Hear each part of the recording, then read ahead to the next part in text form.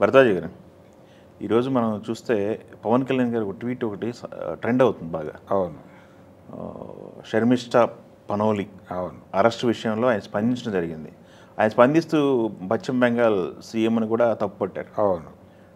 Tweet చూసిన తర్వాత మీకేమనిపిస్తుంది? దీనిపైన ఇంకా మిగతా వాళ్ళు కూడా స్పందిస్తూ ఉన్నట్టున్నారు. అంటే ఇది యాక్చువల్గా కొంచెం సెన్సిటివ్ వ్యవహారమే. ఆ అమ్మాయి లా స్టూడెంట్గా ఉంటూ తను చేసినటువంటి ఒక వీడియోలో ఆవిడ మాట్లాడినటువంటి కంటెంట్ వివాదాస్పదంగా మారింది అనేది కంప్లైంట్. అంటే ఈ మధ్య పహల్గాంలో జరిగినటువంటి ఇన్సిడెంటు, ఈ నేపథ్యంలో భారత్కి పాకిస్తాన్కి మధ్య జరిగినటువంటి అంటే అక్కడ జరిగినటువంటి దాడులు, ఉగ్రవాద శిబిరాల మీద జరిగినటువంటి దాడులు, ఆపరేషన్ సింధూర్, ఈ నేపథ్యంలో ఎవరెవరు ఎలా స్పందించారు, ఎవరు స్పందించలేదు, ఎవరి మోటివ్స్ ఏమిటి అన్న ధోరణిలో ఆవిడ ఒక వీడియోని చేసి పబ్లిక్ డొమైన్లో ఉంచారు.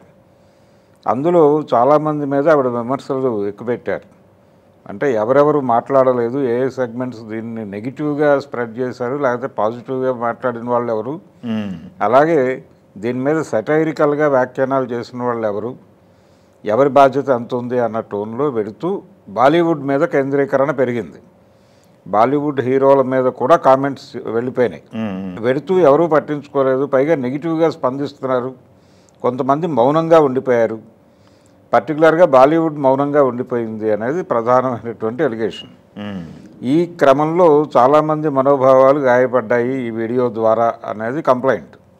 ఈ కంప్లైంట్ని వెస్ట్ బెంగాల్ పోలీసులు తీసుకొని ఆ అమ్మాయిని అరెస్ట్ చేయడం జరిగింది. అరెస్ట్ చేయగానే దేశ విదేశాల నుంచి నిరసన మొదలై మీ దేశంలో ఏం జరుగుతోందో మీకు తెలియదా అని చెప్పి విదేశాల నుంచి కూడా ట్వీట్లు మొదలవుతున్నాయి.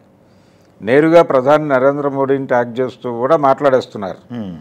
ఈ మాట్లాడేస్తున్నటువంటి క్రమంలో పవన్ కళ్యాణ్ స్పందించి ఇలా ఎలా అరెస్ట్ చేస్తారు, ఇదంతా అన్యాయం, పట్టించుకోరా, ప్రభుత్వం ఏం చేస్తోంది అక్కడ, పైగా మాట్లాడిన కంటెంట్లో ఉన్నటువంటి ఇబ్బంది ఏమిటి, అదేమీ దేశద్రోహకరమైనటువంటి కంటెంట్ కాదు, పాజిటివ్ టోన్లోనే మాట్లాడింది ఆ అమ్మాయి. మాట్లాడిన వీడియో డిలీట్ చేసి అపాలజీస్ చెప్పింది కదా, అపాలజీ చెప్తే వీడియో అది వేరే గొడవ. అది ఒక అటాక్ జరిగిన తర్వాత వాళ్ళు తీసేసిన తర్వాత కూడా అరెస్ట్ జరిగింది. అయితే అసలు ఆ కంటెంట్లోనే ఏమీ తప్పు లేదు అనేది ఇప్పుడు ఈయన మాట్లాడుతున్న వెర్షన్ పవన్ కళ్యాణ్ వైపు నుంచి వస్తున్నది. అంటే ఉన్న వాస్తవాలే మాట్లాడింది ఆ అమ్మాయి. సోషల్ మీడియాలో మాట్లాడే స్వేచ్ఛ ఉంది. సోషల్ మీడియా అనే కాదు, జనరల్గా ఎక్కడైనా ఒక అభిప్రాయాన్ని ఎక్స్ప్రెస్ చేసేటువంటి స్వేచ్ఛ ఉంది కదా. భావ ప్రకటన స్వేచ్ఛ ఆధారంగా అమ్మాయి మాట్లాడింది, తనకు అనిపించింది, తను ఫీల్ అయింది, మాట్లాడింది. ఆ మాట్లాడిన కంటెంట్ కూడా ఇబ్బందికరమైనది కాదు. దేశం విపత్కర పరిస్థితుల్లో ఉంది అని తను ఫీల్ అయినప్పుడు తన ఫీలింగ్ ఏదైతే ఉందో దానికి అనుకూలంగా ఉండేలాగా ఎవరెవరు స్పందించారు, ఎవరెవరు లేరు అనేది తన విచక్షణ మేరకు ఒక అంచనాకు వచ్చి ఒక లిస్ట్ అవుట్ చేసి ఆ లిస్టును ప్రకటించింది ఆవిడ. అది తప్పెలా అవుతుంది? రోజువారీ వేదికల మీద జరుగుతున్నది అదే కదా. చాలామంది సీరియస్గానే మోడీని క్రిటిసైజ్ చేస్తూ బహిరంగ వేదికల మీద కూడా మాట్లాడారు. ఆ మాట్లాడిన వాళ్ళలో వెస్ట్ బెంగాల్ సీఎం గారు కూడా ఉన్నారు, మమతా బెనర్జీ. ఆవిడ ధోరణి ఇదే అనుకోవాలా? ఇప్పుడు ఆవిడ వాంటెడ్గానే దీన్ని, అంటే సెంట్రల్ గవర్నమెంట్ మీద వ్యతిరేకతతో వాంటెడ్గా ఈ అమ్మాయిని అరెస్ట్ చేయడం జరిగిందా, దీని వెనకాల పొలిటికల్ మోటో ఉంది అనేది ప్రధానంగా పవన్ కళ్యాణ్ వైపు నుంచి వచ్చినటువంటి ట్వీట్లో ఆయన ఎక్స్ప్రెస్ చేసినటువంటి విషయం. ఇదే క్రమంలో చాలామంది మాట్లాడుతున్నారు. ఇప్పుడు చాలామంది ఆవిడ అరెస్ట్ని ఖండిస్తూ మాట్లాడుతున్న వాళ్ళు ప్రధానంగా రైజ్ చేస్తున్న విషయం ఏంటంటే, గత సంవత్సరంలో ఒక ఆర్జికర్ అనేటువంటి మెడికల్ కాలేజీలో ఒక ఇన్సిడెంట్ జరిగింది వెస్ట్ బెంగాల్. ఆ ఇన్సిడెంట్లో నిందితులను తప్పించడానికి మౌనంగా ఉండిపోయినటువంటి పరిస్థితి ఉంది మమతా బెనర్జీ. పైగా ఇన్సిడెంట్ జరిగినప్పుడు అక్కడ ఒక వైద్య విద్యార్థిని మీద అత్యాచారం జరిగిన సందర్భంగా ఆ ఏరియాకి వెళ్ళేటువంటి రైట్స్ ఎవరెవరికి ఉన్నాయి, ఆ పరిశోధన అవన్నీ పక్కదారి పట్టేలాగా చేసి అక్కడ ఇంకేదో అక్రమం జరుగుతోంది, ఆ అక్రమదారుల్ని కాపాడటం కోసం ఆవిడే ధర్నాకి దిగింది. ఆవిడే ఉద్యమకారినిగాను, ఆవిడే ముఖ్యమంత్రిగాను డ్యూయల్ రోల్ పోషించినటువంటి ఒక సందర్భం ఉంది. అదేలేండి. ఆ సందర్భంలో నెమ్మదిగా మౌనంగా ఉండిపోయి ఆ సమస్యను పక్కదారి పట్టించి ఆ ప్రిన్సిపాల్ని వేరే చోటకి ట్రాన్స్ఫర్ చేసి ఆ వ్యవహారం అంతా నడిచింది. అప్పుడు దాని మీద దేశవ్యాప్తంగానూ నిరసనలు వ్యక్తమైనాయి. ఆర్జీకర్ ఇన్సిడెంట్లో మీరు చేసింది ఏమిటి, దాని మీద మాట్లాడిన వాళ్ళ మీద కూడా ఇలాగే దాడులు చేశారు మీరు ఆ రోజున, ఇప్పుడు కూడా అదే చేస్తున్నారు. అంటే మీకు అనుకూలంగా లేకపోతే మీరు ఎవరి మీదైనా దాడి చేసేస్తారా, ఎవరినైనా తీసుకెళ్ళి కేసుల్లో పెట్టి లోపలేస్తారా? ఇప్పుడు ఆల్రెడీ జ్యుడిషియల్ కస్టడీకి అంటే కోర్టుకు సబ్మిట్ చేశారు. అవును, సబ్మిట్ చేసిన తర్వాత రిమాండ్కి పంపించారు. ఈ రిమాండ్కి వెళ్ళే లెవెల్లో మీరు ఇలా కేసులు పెట్టేస్తున్నారు. ఆ అమ్మాయి మాట్లాడినటువంటి మాటల్లో దేశానికి ఇబ్బంది కలిగించినటువంటి కంటెంట్ ఏముందో చెప్పండి ముందు. పాజిటివ్ కంటెంటే చెప్పింది. ఆ పాజిటివ్ కంటెంట్ మీద మీరు రియాక్ట్ అయ్యి కేసులు పెడుతున్నారు. నెగిటివ్గా మాట్లాడిన వాళ్ళు అనేక మంది ఉన్నారు అక్కడ, వాళ్ళందరినీ గాలికి వదిలిపెట్టేశారు.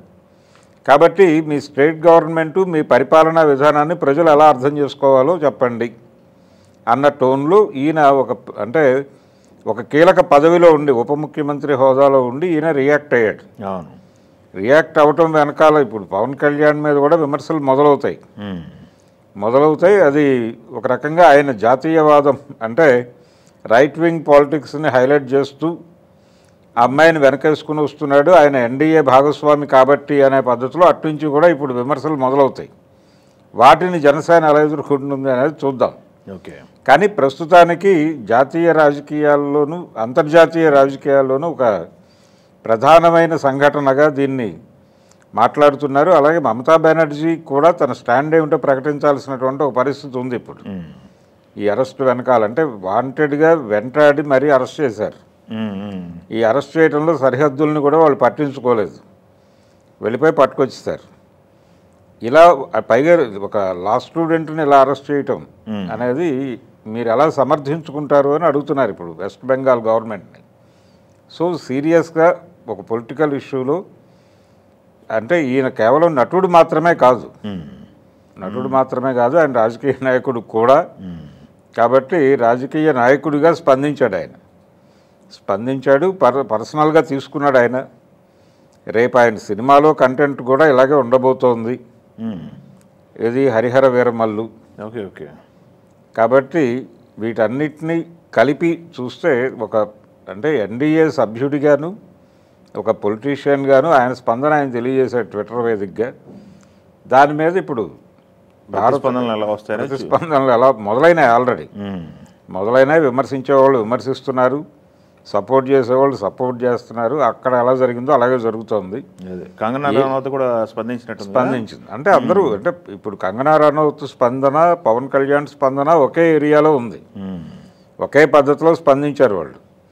ఇద్దరూ కూడా భారతీయ జనతా పార్టీకి సన్నిహితంగా ఉన్నవాళ్లే కాబట్టి వాళ్ళ స్పందనలు ఒకేలా ఉన్నాయి.